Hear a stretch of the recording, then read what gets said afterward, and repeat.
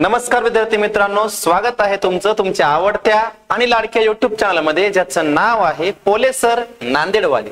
तर विद्यार्थी मित्रांनो, या ठिकाणी आपण अकाउंट या विषयाचं जे तुम्हाला प्रकरण अवघड वाटते, ऐका नाही, बरेच विद्यार्थी आम्हाला फोन करून म्हणतात की सर बा विनिमय विपत्र हे प्रकरण आम्हाला अजिबात जमत नाही। तर विद्यार्थी मित्रांनो, हे प्रकरण खूप इझी आहे, फक्त या प्रकरणामध्ये काही गोष्टी समजून घेणं आवश्यक आहे। ठीक आहे, त्या गोष्टी तुम्ही जर समजून घेतल्या तर हे प्रकरण तुम्हाला खूप इझी असेल। ओके, मग नेमकं या प्रकरणामधल्या कोणत्या गोष्टी आपल्याला समजून घ्यायच्यात, म्हणजे गोष्टी म्हणजे काय असं वेगळं काय तुम्हाला मी काय गोष्ट सांगणार नाही, तर ती गोष्ट म्हणजे काय आहे तर ह्याच्या नोंदी जी आहेत त्या नोंदी तुम्हाला नेमकं ह्याच्यामध्ये आदेशक नावाचा जो पक्ष असतो, आदेशिती नावाचा जो पक्ष असतो, नेमका आदेशक आपल्या पक्षामध्ये काय नोंदी करणार, आदेशिती आपल्या पक्षामध्ये काय नोंदी करणार, वेगवेगळ्या व्यवहारासंदर्भात बँकेचे व्यवहार आले, विपत्रचा मालकी हक्क बदलल्याच्या नंतर ज्याला की प्रश्नांकन म्हणतात, ठीक आहे, त्याच्यामध्ये नेमकं कशा प्रकारचे म्हणजे नोंद करायची, ह्या सगळ्या गोष्टी ज्या आहेत का नाही, ह्या सगळ्या गोष्टी आपल्याला काय करायच्यात आजच्या या व्हिडिओमध्ये समजून घ्यायच्यात। मग तुम्ही जर विद्यार्थी मित्रांनो या चॅनलवर नवीन असाल तर चॅनलला आताच सबस्क्राईब करा आणि बेल आयकॉनला प्रेस करा, आणि या पुढच्या व्हिडिओचे अपडेट तुम्हाला पाहिजे असतील, ठीक आहे, तर विद्यार्थी मित्रांनो लवकरात लवकर चॅनलला सबस्क्राईब करून बेल आयकॉनला प्रेस करा, तरच तुम्हाला पुढचे अपडेट मिळतील। दुसरं, तुम्हाला जर विद्यार्थी मित्रांनो काही अडचणी वाटत असतील, या व्हिडिओमध्ये काही तुम्हाला समजत नसतील किंवा व्हिडिओ तुम्हाला आवडला असेल तर कमेंट बॉक्स मधून तुमच्या प्रतिक्रिया कळवा, जेणेकरून म्हणजे तुम्ही कमेंट बॉक्स मधून प्रतिक्रिया कळवल्या तर मला पण आपण पाहतो की या पुढच्या व्हिडिओ बनवण्यासाठी समजा माझ्या काही चुका होत असतील तर त्या मला सुधारता येतील, किंवा तुमच्या कमेंटमुळे तुमच्या प्रतिसादामुळे माझा पण उत्साह वाढू शकतो। ओके, या ठिकाणी मग आपण वेळ न लावता आजच्या भागामध्ये आपल्याला विनिमय विपत्र नावाचं जे प्रकरण आहे, या प्रकरणामध्ये नेमकं कोणत्या कोणत्या नोंदी लक्षात ठेवायच्यात या नोंदीचा आपण थोडक्यामध्ये आढावा घेणार आहोत। तर त्या नोंदी आहेत बघा, या प्रकारच्या नोंदी आहेत। ओके, मग आता विनिमय विपत्र हे जे प्रकरण आहे, या प्रकरणामध्ये ऐका नाही, ज्या नोंदी आहेत या नोंदी तुम्हाला समजून घ्यायच्यात। मग ह्या नोंदी समजून घेत असताना विद्यार्थी मित्रांनो बघा, आता विनिमय विपत्राच्या नोंदी, ह्या नोंदी तुम्हाला लक्षात ठेवायच्या। ह्या नोंदी तुम्ही लक्षात ठेवल्यावर माय की तुम्हाला आपण पाहतो की विनिमय विपत्र हे प्रकरण अजिबात अवघड वाटणार नाही, कारण का बोर्डाच्या परीक्षेमध्ये भागीदारीचं विसर्जन या प्रकरणाला ऑर मध्ये हे प्रकरण असणार आहे 10 मार्कासाठी। मग विसर्जनामध्ये नोंदी पण विचारतात, खाती पण विचारतात, मग याच्यामध्ये काय नोंदी आहे। ओके, मग नेमकं त्या नोंदी कशा प्रकारच्या आहेत काय नाही थोडक्यामध्ये समजून सांगण्याचा प्रयत्न करू। तुम्ही लक्षात ठेवा, हे तुम्हाला नोंदीचं पाहिजे असते ते स्क्रीनशॉट मारून घ्या किंवा याची PDF मी ग्रुपवर टाकतो। माझा नंबर तुम्हाला चॅनलवर माहितीच आहे, नंबर आहे समजा, तर त्या नंबरवरून तुम्ही काय करा, नंबर माहिती नसेल तर आपल्या व्हिडिओच्या डिस्क्रिप्शन बॉक्स मध्ये नंबर आहे माझा, त्या नंबरवरून तुम्ही व्हॉट्सअप करा, तुम्हाला ह्याची PDF जी आहे ती PDF पाठवतो। ओके, तर बघा आता व्यवहार आहेत, आदेशकाच्या पुस्तकात काय नोंदी होणार, आदेशितीच्या पुस्तकात काय नोंदी होणार। आता व्यवहाराच्या उधारीवर वस्तूची खरेदी विक्री केल्यास, समजा व्यवहारामध्ये उधारीवर, कारण विनिमय विपत्र मुळातच उधारीच्या व्यवहारामध्येच काय केलं जाते, वापरलं जाते, हाय का नाही। मग या विनिमय विपत्रामध्ये बघा, उधारीवर वस्तूची खरेदी विक्री केली असेल, नेमकं आदेशक त्याच्या पक्षामध्ये काय नोंद करणार, आणि आदेशिती, आदेशिती म्हणजे आहारी, आदेशकाला आहारता म्हणतात। बघा रे बा, आणखी डोस केला तर आदेशकाला काय म्हणतात, आहारता म्हणतात, आणि आदेशितीला काय म्हणतात, आहारी, काय म्हणतात, आहारी। मग आता आदेशक काय नोंद करणार की आदेशितीचे खाते नावे आणि विक्री खात्याला, आता हे जमा नाव लिहायला तरी चालतंय, पण आपण समजण्यासाठी काय करायलो, लिहायलो। मग आदेशितीची खाते नावे विक्री खात्याला जमा, आणि स्पष्टीकरण काय सांगायचे की उधारीवर वस्तूची विक्री केल्याबद्दल, कारण विक्री करण्याचं काम कोणाचं आहे, आदेशकाचं आहे, उधारीवर वस्तूची विक्री केल्याबद्दल। आता आदेशक विक्री करण्याचं काम करते, याचा अर्थ आदेशिती काय करणार, खरेदी करणार, मग तन नोंद काय करणार, या नोंदीच्या विरुद्ध नोंद करणार। विरुद्ध नोंद म्हणजे कसं, आता इथं खरेदी विक्री केले, तिकडे काय होणार, खरेदी। मग बघा, खरेदी खाते नावे आणि आदेशकाच्या खात्याला जमा, आणि स्पष्टीकरणामध्ये काय सांगता येईल की उधारीवर मालाची खरेदी केल्याबद्दल, म्हणजे आदेशकाने नोंद काय केली, विक्री बद्दल केली, आणि आदेश शेतीनं कशाबद्दल केली, खरेदीबद्दल केली. त्यानंतर 2 नंबरचा व्यवहार बघा, विपत्रास स्वीकृती मिळाली व दिली. आता विपत्रास स्वीकृती मिळते पण आणि देतात पण. मग आता विपत्रास स्वीकृती देते कोण आणि विपत्रास स्वीकृती मिळते कोणाला, तर बघा आदेशकाचं काम आहे विपत्र सादर करणे. सादर केल्याच्या नंतर आदेश शेतीचं काम आहे त्या विपत्रास काय देणे, स्वीकृती देणे. मग विपत्राची स्वीकृती दिली समजा, तर ती स्वीकृती मिळाली म्हणून कोण नोंद करणार, आदेशक नोंद करणार. आणि विपत्रास स्वीकृती दिली म्हणून कोण नोंद करणार, आदेश शेती करणार. मग स्वीकृती मिळाल्यास काय नोंद होते बघा, प्राप्त विपत्र खाते नावे. कारण या ठिकाणी या आदेशकासाठी विपत्र प्राप्त काय, कारण त्याला स्वीकृती मिळत असते, विपत्रातली रक्कम मिळणारी असते. ओके, मग प्राप्त विपत्र खाते नावे आणि आदेश शेतीच्या खात्याला जमा विपत्रास स्वीकृती मिळाल्याबद्दल. आता याच नोंदीच्या विरुद्ध नोंद कोण करणार, आदेश शेती करणार. काय करणार, आदेशकाचे खाते नावे देय विपत्र खात्याला जमा विपत्रास स्वीकृती दिल्याबद्दल. समजलं इथपर्यंत? ओके. आता पुढचा व्यवहार बघा. पुढचा व्यवहार काय, पुढचा व्यवहार आहे की देय दिनांकाला विपत्राचे शोधन झाल्यास. देय दिनांक म्हणजे ज्या दिवशी विपत्राची समजा 2 महिने टाइम असेल, 3 महिने असेल, 40 दिवस असेल, 50 दिवस असेल, हे कालावधी संपला.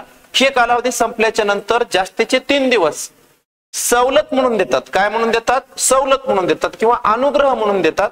तर ते 3 दिवस मिसळून जे दिनांक येते त्या दिनांकाला कोणता दिनांक म्हणतात, देय दिनांक म्हणतात. मग देय दिनांकाला विपत्राचं शोधन झालं. शोधन झालं म्हणजे रक्कम दिली किंवा मिळाली, विपत्राची रक्कम दिली किंवा मिळाली. तर आदेशक नोंद काय करते बघा, रोख किंवा बँक खाते नावे, रोख किंवा बँक खाते नावे प्राप्त विपत्र खात्याला जमा देय दिनांकास विपत्राचे शोधन झाल्याबद्दल. त्यानंतर हीच नोंद आदेश शेती काय करणार, देय विपत्र खाते नावे रोख किंवा बँक खात्याला जमा देय दिनांकाला विपत्राचे शोधन केल्याबद्दल. ओके. त्याच्यानंतर पुढचा व्यवहार बघा. पुढचा व्यवहार काय, देय दिनांकाला विपत्राचे अनादरण झाले. अनादरण झाले याचा अर्थ देय दिनांकाला विपत्राचं अनादरण झालं. अनादरण झालं म्हणजे त्या तारखेला पैसे मिळाले नाही, म्हणजे विपत्राचा काय झाला, अनादर झाला. म्हणजे आदेशकाने विपत्र लिहिलं, देय दिनांक बी संपून गेला, 3 दिवस बी संपून गेले आणि आदेश शेतीनं पैसे दिले नाही, म्हणजे विपत्राचं काय झालं, अनादरण झालं. अनादरण झाल्यास विपत्रात आदेशक नोंद काय करते बघा, की आदेश शेतीचे खाते नावे प्राप्त विपत्र खात्याला जमा देय दिनांकाला विपत्राचं काय झाल्यास, अनादरण झाल्याबद्दल. हीच नोंद आदेश शेती काय करणार, त्याच्या उलट नोंद देय विपत्र खाते नावे आदेशकाच्या खात्याला जमा विपत्राचं अनादरण केल्याबद्दल. त्यानंतर पुढचा आहे बघा व्यवहार, देय दिनांकाला विपत्राचं अनादरण झालंय आणि सोबत नोंदणी खर्च आकारलाय. आता नोंदणी खर्च कधी आकारतात, विपत्राचं अनादरण झालं की त्या विपत्राची नोंदणी करावी लागते. काय करावी लागते, नोंदणी करावी लागते. मग नोंदणी अधिकाऱ्याकडे जर विपत्राची नोंदणी करायची असेल, अनादरण झालेल्या विपत्राची, त्यावेळेस नोंदणी अधिकारी काही खर्च घेते. मग नोंदणी अधिकारी जो खर्च घेतो त्या खर्चाला कोणता खर्च म्हणायचं, नोंदणी खर्च म्हणायचं. कोणता खर्च म्हणायचं, नोंदणी खर्च. मग देय दिनांकाला विपत्राचे अनादरण झाल्यास आणि नोंदणी खर्च आकारल्यास आदेशक नोंद काय करते बघा, आदेश शेतीचे खाते नावे प्राप्त विपत्र खात्याला जमा आणि रोख खात्याला जमा. जे नोंदणी खर्च असेल ते रोख खात्याला जमा करायचे. विपत्राचे अनादरण व नोंदणी खर्च आकारल्याबद्दल. कोणत्या दिनांकाला, देय दिनांकाला. कोणत्या दिनांकाला, देय दिनांकाला. त्यानंतर हीच नोंद आदेश शेती काय करणार, तर बघा देय विपत्र खाते नावे नोंदणी खर्च खाते नावे आणि आदेशकाच्या खात्याला जमा. कोणाच्या खात्याला जमा, आदेशकाच्या खात्याला जमा. मग या ठिकाणी विपत्राचे अनादरण व नोंदणी खर्च दिल्याबद्दल. का नोंदणी खर्च देण्याचं काम कुणाचं आहे, आदेश शेतीचं आहे. ओके. हे झालं समजा नॉर्मल व्यवहारामध्ये. नॉर्मल व्यवहारामध्ये आपण उदरनिर्माणाची खरेदी विक्री, विपत्रात स्वीकृती मिळाली दिली, विपत्राचं देय दिनांकाला शोधन झालं, विपत्राचं देय दिनांकाला अनादरण झालं, विपत्राचं देय दिनांकाला अनादरण व नोंदणी खर्च आकारला. आता याच्या व्यतिरिक्त आणखी वेगळा व्यवहार असू शकतो. आता वेगळा व्यवहार कसा, तर बघा विपत्र काय करणे, बँकेत वटवणे. विपत्र कुठं वटवणे, बँकेत वटवणे. बँकेत वटवणे म्हणजे विपत्र बँकेत जमा करणे. म्हणजे कधी कधी काय असते माहितीये का की आदेशकाला पैशाची अर्जंट गरज असते. मग अशा वेळी आदेशकाला जर पैसे अर्जंट पाहिजे असतील तर आदेशक काय करणार, त्यानं जे विपत्र काढलं होतं ते विपत्र कुठं जमा करणार, बँकेत जमा करणार आणि त्याच्यावर पैसे उचलणार. कुणाकडून पैसे उचलणार, बँकेकडून पैसे उचलणार. मग बँकेकडून पैसे उचलायचे असतील, बँक पैसे देते पण बँक त्याच्यावर कसर घेते. काय घेते, कसर घेते. सगळ्याला सगळे पैसे देणार नाही. समजा 1000 रुपयाचं विपत्र असेल तर बँक काय करणार, 950 रुपये देणार आणि ह्या सगळ्या सेवेबद्दल 50 रुपये कसर घेणार.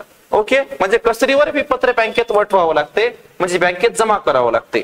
मग या ठिकाणी बघा, आदेशकाने विपत्र बँकेत जर वटवला असेल म्हणजे बँकेत जमा केला असेल तर आदेशक नोंद काय करते आणि आदेशित नोंद काय करते तर ते बघा. आदेशकाच्या पुस्तकात नोंद काय होईल, बँक खाते नावे, कसर खाते नावे आणि प्राप्त विपत्र खात्याला जमा. जी काही कसर असेल तेवढी कसर आपल्या या ठिकाणी काढावी लागेल, घ्यावं लागेल. ते व्यवहारामध्ये येतात तुम्हाला, ते मला उदाहरण घेत असताना समजून सांगाल मी. ओके, पण या ठिकाणी फक्त नोंद लक्षात ठेवा, विपत्र बँकेत वटवल्यास आदेशक काय नोंद करते, बँक खाते नावे, कसर खाते नावे आणि प्राप्त विपत्र खात्याला जमा, कसरीवर विपत्र बँकेत वटवल्याबद्दल. आता हा व्यवहार कोणाकोणामध्ये झाला, आदेशकामध्ये आणि बँकेमध्ये झाला. कारण आदेशकाने विपत्र कुठं जमा केलं, बँकेत जमा केलं. मग हा व्यवहार आदेशकामध्ये आणि बँकेमध्ये असल्यामुळे या व्यवहाराचं देणं घेणं कुणाला नाही, आदेशितला नाही. कारण आदेशितनं म्हणला होता का बँकेत नेऊन जमा कर म्हणून, नाही. मग ह्याचं याला देणं घेणं नसल्यामुळे त्यानं या ठिकाणी या व्यवहाराची काय करणार नाही, नोंद करणार नाही. त्यानं म्हणजे कोण, आदेशित. आदेशकानं विपत्र बँकेत जर वटवला असेल तर हा व्यवहार फक्त आदेशक आणि बँक यांच्यामध्ये असल्यामुळं हा व्यवहार म्हणजे या व्यवहाराची नोंद आदेशित करणार नाही. त्याच्यानंतर पुढचा बघा, पुढचा व्यवहार काय सांगता येईल की देय दिनांकाला बँकेत वटवलेल्या विपत्राचं काय झाल्यास, शोधन झाल्यास. मग देय दिनांकाला जे विपत्र बँकेत वटवलं होतं त्या विपत्राचं काय झालं, शोधन झालं. शोधन झालं म्हणजे त्याचे पैसे मिळाले किंवा पैसे दिले. मग आता हे व्यवहार जे आहे, पैसे देण्याचं काम कोणाचं आहे, आदेशितीचं आहे. आदेशितीचं काम आहे पैसे देण्याचं. मग हे व्यवहार बँकेमध्ये आणि आदेशितीमध्ये असल्यामुळे, कारण आदेशिती डायरेक्ट पैसे कोणाला देणार, बँकेला देणार. कारण आदेशकाचं काही कामच नाही ना आता, कारण ते विपत्र कुठं जमा केलं, बँकेत जमा केलं. मग ते पैसे आता कोण वसूल करणार, बँक वसूल करणार. कुणाकडून, आदेशितीकडून. मग या ठिकाणी काय करायचंय, आदेशकामध्ये व्यवहार नसल्यामुळे हा व्यवहार आदेशित आणि बँक यांच्यामध्ये असल्यामुळे आदेशक या व्यवहाराची काय करणार नाही, नोंद करणार नाही. मग देय दिनांकाला विपत्राचं शोधन झाले, कोणत्या विपत्राचं, बँकेत वटवलेल्या विपत्राचं. तर आदेशित नोंद काय करणार, नेहमीची नोंद करणार, वेगळं काही बी नाही. देय विपत्र खाते नावे, रोख किंवा बँक खात्याला जमा, देय दिनांकाला विपत्राचं शोधन केल्याबद्दल. त्यानंतर पुढचा व्यवहार आहे, बँकेत वटवलेल्या विपत्राचं अनादरण झाल्यास. आता विपत्र बँकेतही वटवले तरी बी बहादरानं काय केलं नाहीत, पैसे दिले नाहीत, म्हणजे विपत्राचं अनादरण झालं. पैसे दिले नाही म्हणजे विपत्राचं काय झालं समजायचं, अनादरण समजायचं. देय दिनांकाला ज्या तारखेला पैसे द्यायचे होते त्या तारखेला पैसे दिले नाही म्हणजे अनादर झाला. ओके, मग अनादरण झाल्यास आदेशक नोंद काय करते तर बघा, आदेशितीचे खाते नावे आणि बँक खात्याला जमा. आदेशितीचे खाते नावे बँक खात्याला जमा. बँक खात्याला जमा काय येणार, कारण ते विपत्र कोणाकडे आहे, बँकेकडे आहे, म्हणून बँक खात्याला जमा. देय दिनांकाला विपत्राचे अनादरण झाल्याबद्दल. त्यानंतर हीच नोंद आदेशिती काय करेल, नेहमीची नोंद करेल, त्या नोंदीमध्ये काही बदल करणार नाही. देय विपत्र खाते नावे आदेशकाच्या खात्याला जमा. देय दिनांकाला विपत्राचे अनादरण केल्याबद्दल. त्यानंतर पुढचा व्यवहार बघा, बँकेत वटवलेल्या विपत्राचे देय दिनांकाला अनादरण व नोंदणी खर्च आकारल्यास आदेशक नोंद काय करते, आदेशितीचे खाते नावे विपत्र प्लस नोंदणी खर्च, बँक खात्याला जमा विपत्र प्लस नोंदणी खर्च. म्हणजे विपत्राची रक्कम पण घ्यायची आणि नोंदणी खर्च पण घ्यायचा. उदाहरण घेत असताना तुम्हाला समजून जाईल. आदेशितीचे खाते नावे बँक खात्याला जमा विपत्र प्लस नोंदणी खर्च. बँकेत वटवलेल्या विपत्राचे अनादरण झाल्याबद्दल व बँकेने नोंदणी खर्च दिल्याबद्दल. ओके, मग हीच नोंद आदेशिती काय करणार, नेहमीची नोंद. देय विपत्र खाते नावे नोंदणी खर्च खाते नावे आदेशकाच्या खात्याला जमा. ओके, हीच नोंद बघा तुम्ही आपण व्यवहारामध्ये बघा, नॉर्मल व्यवहारामध्ये आपण नोंदी पाहिली होती. नॉर्मल व्यवहारामध्ये इथं नोंद बघा, इथं देयपत्र खाते नावे, नोंदणी खर्च खाते नावे, आदेशकाच्या खात्याला जमा. म्हणजे नेहमीचीच नोंद आदेशिती करणार. शोधन केलं काय, अनादरण झालं काय, अनादरण हो नोंदणी खर्च दिला काय, नेहमी जे नोंदी करते त्याच नोंदी. म्हणजे पहिल्या नॉर्मल नोंदी पाठ ठेवल्या, लक्षात ठेवल्या की या नोंदी तुम्हाला वेगळं काय करण्याची गरज नाही. आदेशिती आपल्या नोंदीमध्ये अजिबात काय करणार नाही, बदल करणार नाही. तर हे झालं बँकेत वटवलेल्या विपत्रासंदर्भात.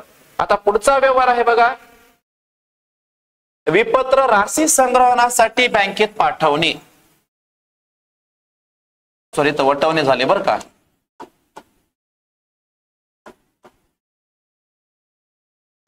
राशी संग्रहणासाठी विपत्र कुठं पाठवणे, बँकेत पाठवणे. आता राशी संग्रहणासाठी विपत्र बँकेत पाठवायचंय, तर या ठिकाणी बघा आदेशक काय नोंद करणार, आदेशिती काय नोंद करणार. राशी संग्रहणासाठी म्हणजे रक्कम वसुलीसाठी, रक्कम वसूल करण्यासाठी विपत्र मुद्दाम कुठं पाठवले, बँकेत पाठवले. तर बघा आदेशक नोंद काय करते, आदेशित नोंद काय करते. तर व्यवहार आहे, राशी संग्रहणासाठी विपत्र बँकेत पाठवल्यास आदेशक नोंद काय करणार, राशी संग्रहणासाठी बँक खाते नावे प्राप्त विपत्र खात्याला जमा. तीच नोंद आहे, विपत्र बँकेत वटवले आहे का नाही, राशी संग्रहणासाठी बँकेत पाठवलं, जवळपास सारखाच व्यवहार आहे. थोडासा फरक आहे या ठिकाणी की राशी संग्रहणासाठी म्हणजे रक्कम जमा करण्यासाठी. मग राशी संग्रहणासाठी बँक खाते नावे प्राप्त विपत्र खात्याला जमा, राशी संग्रहणासाठी विपत्र बँकेत पाठवल्या बदल. आता हा व्यवहार आदेशक आणि बँक यांच्यामध्ये असल्यामुळे बापू याची काय होणार नाही, म्हणजे आदेशिती काय करणार नाही, नोंद करणार नाही. म्हणून आदेशितीच्या पुस्तकात नोंद होणार नाही. का होणार नाही, कारण राशी संग्रहणासाठी विपत्र बँकेत पाठवणं हे काम आदेशकाचं आहे. आदेशकाचा आणि बँकेचा व्यवहार असल्यामुळे आदेशिती या व्यवहाराची काय करणार नाही, नोंद करणार नाही. त्यानंतर पुढचा व्यवहार आहे बघा, राशी संग्रहणासाठी पाठवलेल्या विपत्राचे शोधन झाल्यास व बँक शुल्क नावे टाकल्यास. आता राशी संग्रहणासाठी विपत्र बँकेत पाठवलं आणि बँकेनं बँक शुल्क काय केला, नावे टाकला. कारण का हे रक्कम वसूल करून देण्यासाठी बँक शुल्क घेणार, सेवा शुल्क. मग ते शुल्क बँकेनं नावे टाकला आदेशकाच्या, तर याची नोंद काय होणार बघा, बँक खाते नावे बँक शुल्क खात्याला जमा आणि राशी संग्रहणासाठी बँक खात्याला जमा. राशी संग्रहणासाठी बँक खात्याला जमा. कदाचित या ठिकाणी जर चूक असेल तर ते आपण दुरुस्त करूया. नावे टाकल्यास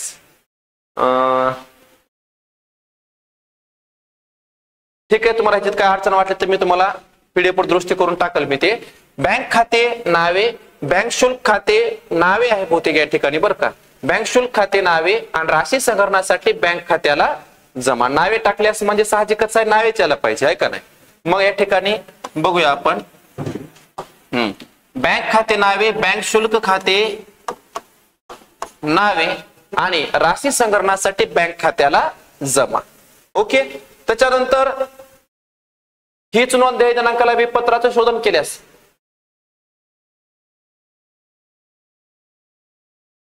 हीच नोंद देय दिनांकाला विपत्राचं शोधन केल्यास आदेशिती काय करणार, देय विपत्र खाते नावे आणि या ठिकाणी आदेशकाचे नाही बरं का, या ठिकाणी होणार रोख ऑब्लिक बँक खात्याला जमा. काय होणार, रोख ऑब्लिक बँक खात्याला जमा.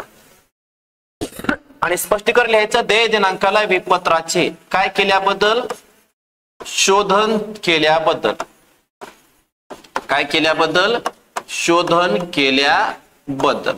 ओके, प्रिंट मिस्टेक झाली त्या ठिकाणी. त्याच्यानंतर पुढचा व्यवहार बघा, पुढचा व्यवहार काय, राशी संग्रहणासाठी पाठवलेल्या विपत्राचे काय झाल्यास, अनादरण झाल्यास आदेशक नोंद काय करणार, आदेशितीचे खाते नावे आणि राशी संग्रहणासाठी बँक खात्याला जमा. मग हीच नोंद आदेशिती काय करणार, देय विपत्र खाते नावे आदेशकाच्या खात्याला जमा, देय दिनांकाला विपत्राचे अनादरण झाल्याबद्दल. ओके, तुम्हाला थोडस फास्ट सांगतो, फक्त काय ध्यानात ठेवायचंय की आदेशक काय नोंद करणार आणि आदेशिती काय नोंद करणार हे तुम्हाला लक्षात ठेवायचंय गणित करत असताना. त्याच्यानंतर पुढचा व्यवहार बघा, राशी संग्रहणासाठी बँकेत पाठवलेल्या विपत्राचं काय झाले, अनादरण झाले आणि कोणता खर्च आकारलाय, नोंदणी खर्च आकारलाय. कोणता खर्च आकारलाय, नोंदणी खर्च आकारलाय, मग आदेशक नोंद काय करणार, आदेशशीतीचे खाते नावे राशी संग्रहणासाठी बँक खात्याला जमा आणि बँक खात्या रोख किंवा बँक खात्याला जमा. ओके, विपत्राचे अनादरण झाल्याबद्दल व नोंदणी खर्च आकारल्याबद्दल. आता या ठिकाणी आदेशशीतीचे खाते नावे राशी संग्रहणासाठी बँक खात्याला जमा का आले, आणि विपत्र कुठं आहे, बँकेकडे आहे. ओके, मग हीच नोंद आदेशशीती काय करणार, नेहमीची नोंद, नोंदीमध्ये बदल नाही. देय विपत्र खाते नावे नोंदणी खर्च खाते नावे आदेशकाच्या खात्याला जमा. स्पष्टीकरण, देय दिनांकाला विपत्राचा अनादरण व नोंदणी खर्च आकारल्याबद्दल. त्यानंतर पुढचा व्यवहार आहे बघा, पुढचा व्यवहार थोडासा वेगळा आहे. आता विपत्राचं काय केलं या ठिकाणी बघा, प्रष्ठांकन केले. प्रष्ठांकन केले म्हणजे विपत्राचा मालकी हक्क बदलला. म्हणजे आदेशक काय करतो, ते विपत्र तिसऱ्या व्यक्तीला देतो.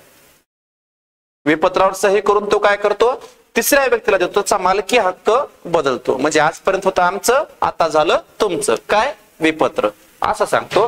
मग आता या ठिकाणी एक व्यक्ती वाढणार. ज्या व्यक्तीला विपत्राचं प्रष्ठांकन केले त्या व्यक्तीला म्हणतात प्रष्ठांकिती. काय म्हणतात, प्रष्ठांकिती म्हणतात. आणि ज्यानं विपत्राचं प्रष्ठांकन केले तो कोण असतो, आदेशक असतो. त्या आदेशकालाच म्हणतात प्रष्ठांकक. काय म्हणतात, प्रष्ठांकक म्हणतात. म्हणजे विपत्राचं प्रष्ठांकन करणारा त्याला प्रष्ठांकक म्हणायचं, आणि ज्याला विपत्राचं प्रष्ठांकन केले त्याला काय म्हणायचं, प्रष्ठांकिती. म्हणजे प्रष्ठांकन करणे म्हणजे काय करणे, विपत्राचा मालकी हक्क बदलणे. मग या ठिकाणी तीन प्रकारचे व्यक्ती झाले. एक झाला आदेशक, दुसरा झाला प्रष्ठांकिती आणि तिसरा झाला आदेशशीती. मग आता व्यवहार बघा, प्रष्ठांकितीचे आता व्यवहार आहे की आदेशकाने विपत्राचं काय केल्यास, प्रष्ठांकन केल्यास. म्हणजे आदेशकाने विपत्राचं काय केलं, प्रष्ठांकन केलं. मग या ठिकाणी आदेशक काय नोंद करणार बघा, प्रष्ठांकितीचे खाते नावे प्राप्त विपत्र खात्याला जमा, विपत्राचे प्रष्ठांकन केल्याबद्दल. आता हे व्यवहार कुणाकुणामध्ये आहे, आदेशकामध्ये आणि प्रष्ठांकितीमध्ये आहे. ओके, मग आता प्रष्ठांकिती नोंद काय करणार, प्राप्त विपत्र खाते नावे आदेशकाच्या खात्याला जमा. कारण प्रष्ठांकितीसाठी पण ते विपत्र काय असणार, प्राप्त असणार, कारण ते विपत्र त्याला आदेशकाकडून मिळाले. म्हणून प्राप्त विपत्र खाते नावे आदेशकाच्या खात्याला जमा, प्रष्ठांकित विपत्र प्राप्त झाल्याबद्दल. आणि या ठिकाणी आदेशशीती या व्यवहाराची काय करणार नाही, नोंद करणार नाही. का करणार नाही, कारण हा व्यवहार आदेशक आणि प्रष्ठांकिती यांच्यामध्ये असल्यामुळे आदेशशीती या व्यवहाराची काय करणार नाही, नोंद करणार नाही. म्हणजे त्याच्या पुस्तकात नोंद होणार नाही. त्याच्यानंतर पुढचा व्यवहार बघा 2 नंबरचा, की प्रष्ठांकित विपत्राचं काय झाले, शोधन झाले. म्हणजे विपत्राचा मालकी हक्क बदलला आणि त्या विपत्राचं काय झालं, शोधन झालं. तर हे शोधन झाल्यावर त्या प्रष्ठांकनात केल्याच्यामुळं त्या विपत्राचा मालकी हक्क बदलला. मालकी हक्क बदलला म्हणजे त्या विपत्राचे पैसे थेट कोणाला मिळणार, प्रष्ठांकितीला मिळणार. मग या व्यवहाराची नोंद कोण करणार नाही, आदेशक करणार नाही, कारण ते पैसे त्याला मिळू शकत नाहीत. त्यांना मालकी हक्क बदललाय, मालकी हक्क दुसऱ्याला दिलाय, मग त्याचे सगळे पैसे कोणाला मिळणार, त्याच व्यक्तीला मिळणार. पण ह्याची नोंद करणार नाही कोण, आदेशक. प्रष्ठांकिती काय करते, रोख किंवा बँक खाते नावे प्राप्त विपत्र खात्याला जमा, विपत्राची रक्कम प्राप्त झाल्याबद्दल. आणि हीच नोंद नेहमीची, विपत्राचं शोधन, देय विपत्र खाते नावे रोख किंवा बँक खात्याला जमा. तुम्ही बघा विद्यार्थी मित्रांनो, प्रत्येक व्यवहारामध्ये आदेशशीतीच्या नोंदी करायला का नाही, त्याच्या नोंदीमध्ये बदलच नाही. विपत्राचं शोधन झालं, विपत्राचं अनादरण झालं, अनादरण झाला व नोंदणी खर्च आकारला, सेम नोंदी आहेत. वेगळ्या नोंदी करण्याची गरज नाही, फक्त आदेशकाच्या नोंदीमध्ये बदल व्हायला. ओके, नंतर पुढचा व्यवहार बघा, प्रष्ठांकित विपत्राचं काय झाल्यास, अनादरण झाल्यास. प्रष्ठांकित विपत्राचं काय झालं, अनादरण झालं. मग आदेशक काय नोंद करते, आदेशशीतीचे खाते नावे प्रष्ठांकितीच्या खात्याला जमा, आदेशशीतीचे खाते नावे आणि प्रष्ठांकितीच्या खात्याला जमा. प्रष्ठांकितीच्या खात्याला जमा का केलं आदेशकानं, कारण ते विपत्र कोणाकडे आहे, प्रष्ठांकितीकडे आहे. विपत्राचा मालकी हक्क बदललाय म्हणून प्रष्ठांकितीच्या खात्याला जमा केले. प्रष्ठांकित विपत्राचं काय झाल्याबद्दल, अनादरण झाल्याबद्दल.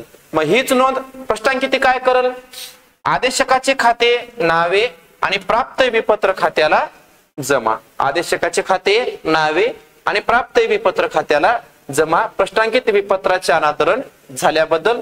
आणि हीच नोंद आदेशशीती काय करेल, देय विपत्र खाते नावे आदेशकाच्या खात्याला जमा. विपत्राचं अनादरण झाल्याबद्दल. ओके. त्याच्यानंतर पुढची नोंद बघा. प्रश्नांकित विपत्राचं अनादरण झाल्यास व कोणता खर्च आकारल्यास? नोंदणी खर्च आकारल्यास. नोंदी त्याच, फक्त नोंदणी खर्च वाढालाय. कसा? तर बघा, आदेशक काय करते? आदेशितेचे खाते नावे प्रश्नांकितेच्या खात्याला जमा. विपत्र प्लस नोंदणी खर्च. नावेला पण विपत्र प्लस नोंदणी खर्च घ्यायचं, जमाला पण विपत्र प्लस नोंदणी खर्च घ्यायचं. त्याच्यानंतर हीच नोंद आदेशिते काय करणार? आदेशकाचे खाते नावे प्राप्त विपत्र खात्याला जमा आणि रोख खात्याला जमा. प्रश्नांकित विपत्राचं अनादरण होऊन नोंदणी खर्च दिल्याबद्दल. त्यानंतर आदेशिते काय करणार? देय विपत्र खाते नावे नोंदणी खर्च खाते नावे आदेशकाच्या खात्याला जमा. कारण त्याला देणं घेणं आदेशित प्रश्नांकितेचं नाही, त्याला देणं घेणं फक्त आदेशकाचं. ओके. म्हणून आदेशकाच्या खात्याला जमा. देय दिनांकाला विपत्राचं अनादरण व नोंदणी खर्च आकारल्या नोंदणी खर्च दिल्याबद्दल. समजलं? ही नेहमीचीच नोंद आहे बघा आदेशितेची, फक्त इकडल्या नोंदीमध्ये बदल व्हायलाय, थोडस लक्षात ठेवा. त्याच्यानंतर पुढचा व्यवहार आहे बघा, विपत्राचं नवीनीकरण नूतनीकरण. नूतनीकरण म्हणजे नवीन विपत्र काढणे. जुनं विपत्र रद्द करायचं आणि परत नवीन विपत्र काढायचं. मग जुनं विपत्र रद्द करून जेव्हा नवीन विपत्र काढलं जाते त्याला विपत्राचं काय म्हणतात? नूतनीकरण म्हणतात. मग लक्षात ठेवा विद्यार्थी मित्रांनो, विपत्राचं नूतनीकरण हा व्यवहार आला, मग सोडवायचं कसं? मास्तर सांगते तसं. तर या ठिकाणी बघा, विपत्राच्या नूतनीकरणामध्ये 4 नोंदी होतात. कंपल्सरी ध्यानात ठेवायचं. नोंदी किती होतात? 4 नोंदी होतात. मग 4 नोंदी कोणत्या होतात, कशा होतात, तर ते आपण थोडक्यामध्ये पाहूया. पहिला व्यवहार बघा, जुनं विपत्र रद्द होणे. पहिला व्यवहार काय करायचं? जुनं विपत्र रद्द होणे. रद्द होणं म्हणजे एकंदरीत विपत्राचं अनादरण होणे, वेगळं असं काही बी नाही. तर बघा, आदेशक काय नोंद करते?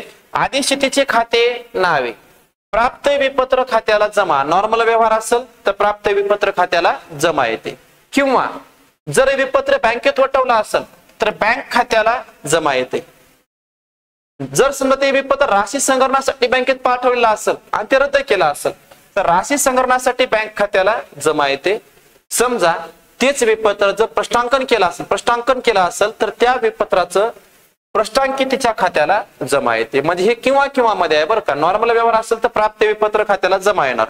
कधी? नूतनीकरणामध्ये जुनं विपत्र रद्द केल्यास. आदेशितेचे खाते नावे कंपल्सरी, पण जमा घेत असताना यापैकी कोणतं खातं घ्यायचं ती त्या व्यवहारावर डिपेंड आहे. नॉर्मल व्यवहार असेल तर प्राप्त विपत्र खात्याला जमा येते. विपत्र बँकेत वटवला असेल तर बँक खात्याला जमा येते. राशी संग्रहणासाठी पाठवला असेल तर राशी संग्रहणासाठी बँक खात्याला जमा येते. आणि प्रश्नांकित केला असेल तर प्रश्नांकितेच्या खात्याला जमा येते. ओके. त्यानंतर आदेशित नोंद काय करणार? देय विपत्र खाते नावे आदेशकाच्या खात्याला जमा. नूतनीकरणासाठी जुने विपत्र रद्द केल्याबद्दल. त्याच्यानंतर 2 नंबरचा व्यवहार काय? 2 नंबरची नोंद काय होणार? जुन्या विपत्रापैकी काही रक्कम रोख मिळाली. आता जुनं विपत्र रद्द केलं, मग त्या विपत्रापैकी काही रक्कम रोख मिळते. तर रोख मिळाल्यास आदेशक काय नोंद करते बघा? रोख किंवा बँक खाते नावे आदेशितेच्या खात्याला जमा. जुन्या विपत्रापैकी काही रक्कम रोख मिळाल्याबद्दल. आता हे शोधन नाही बरं का. जुन्या विपत्रापैकी काही रक्कम रोख मिळाले, रद्द करून बी रक्कम मिळाले, तर त्या संदर्भात नोंद आहे. नंतर आदेशित नोंद काय करणार? आदेशकाचे खाते नावे रोख किंवा बँक खात्याला जमा. जुन्या विपत्रापैकी काही रक्कम रोख या ठिकाणी दिल्याबद्दल येईल बरं का. काय केल्याबद्दल येईल? दिल्याबद्दल. त्याच्यानंतर पुढचा व्यवहार बघा, शिल्लक रकमेवर व्याजाची आकारणी केल्यास. आता या ठिकाणी जुन्या विपत्रापैकी काही रक्कम रोख दिली जाते आणि काही रक्कम शिल्लक राहते. मग शिल्लक राहिलेल्या रकमेवर व्याज आकारतात. काय आकारतात? व्याज. मग व्याजाची आकारणी केल्यास आदेशक नोंद काय करते बघा? आदेशितेचे खाते नावे व्याज खात्याला जमा. व्याजाची आकारणी केल्याबद्दल. हीच व्याजाची नोंद आदेशिते काय करेल? ह्याच्या उलट. व्याज खाते नावे आदेशकाच्या खात्याला जमा. व्याजाची रक्कम दिल्याबद्दल. त्यानंतर नूतनीकरणामध्ये 4 नंबरची नोंद बघा, व्याजासह काढलेल्या नवीन विपत्रास स्वीकृती मिळाल्याबद्दल. आता कधी कधी हे व्याज रोख रकमेसोबत दिलं जाते आणि रोख रकमेसोबत दिलं नसेल तर नवीन विपत्रासोबत ते व्याज घ्यावं लागते. या ठिकाणी आपण नवीन विपत्रासोबतच घेऊया. कधी कधी रोख रकमेसोबत दिल्यास कसं करायचं हे गणित सांगताना तुम्हाला मी समजून सांगेन. ओके. मग व्याजासह काढलेल्या नवीन विपत्रास स्वीकृती मिळाल्यास आदेशक नोंद काय करणार? प्राप्त विपत्र खाते नावे आदेशितेच्या खात्याला जमा. नवीन विपत्रास स्वीकृती मिळाल्याबद्दल आणि ह्याच्या उलट स्वीकृती दिल्याबद्दल नोंद काय होणार?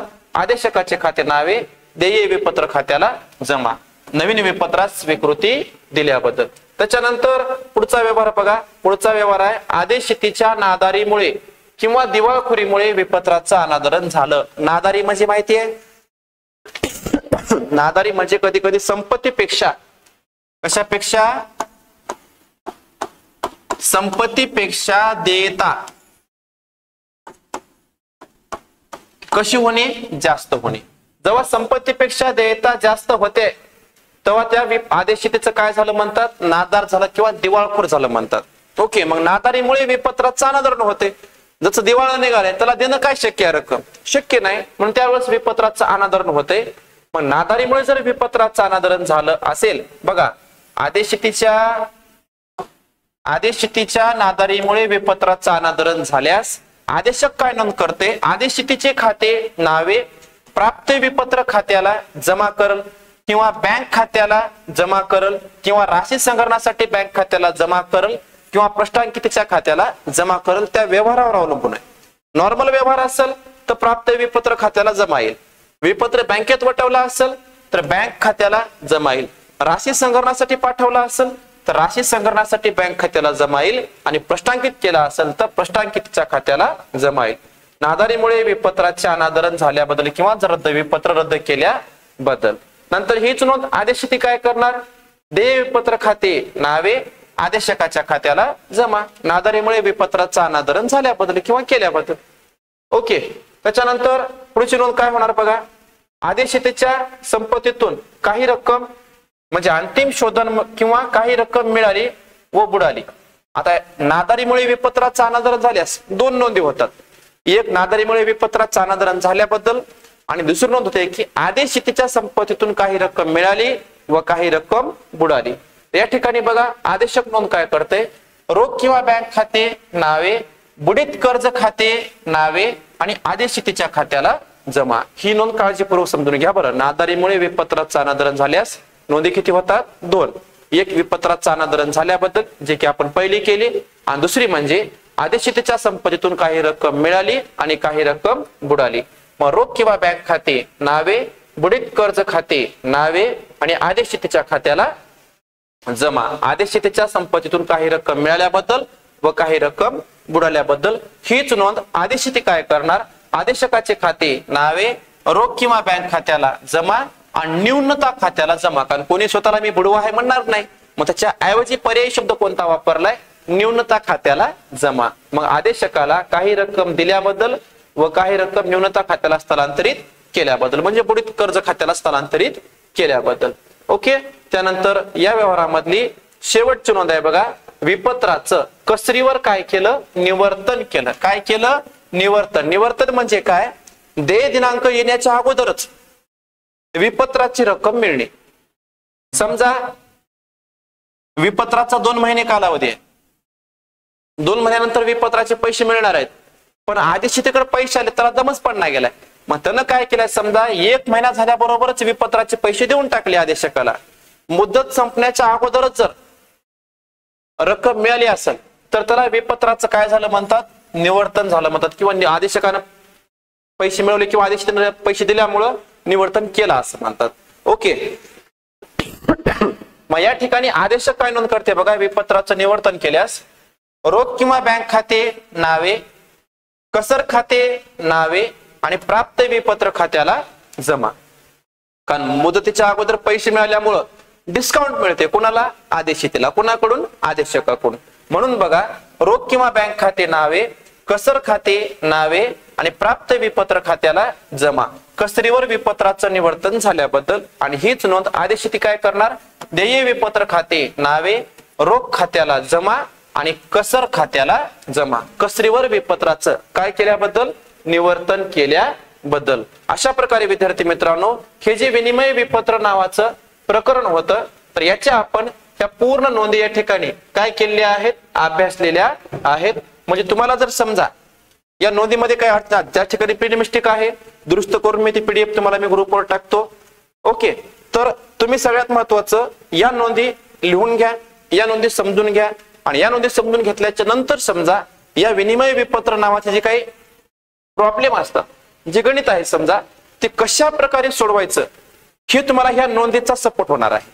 या नोंदीवर आधारितच तुम्हाला काय होऊन जाईल ते समजून जाईल. ओके, तुम्हाला जर आमचे व्हिडिओ आवडत असतील तर आमच्या व्हिडिओला लाईक करा, ओके, कमेंट करा आणि तुमच्या वर्गातल्या इतर विद्यार्थ्यांपर्यंत देखील या व्हिडिओची लिंक शेअर करा. ओके, काही अडचण वाटत असेल तर कमेंट बॉक्समध्ये तुमच्या प्रतिक्रिया कळवा. या ठिकाणी आपण थांबूया.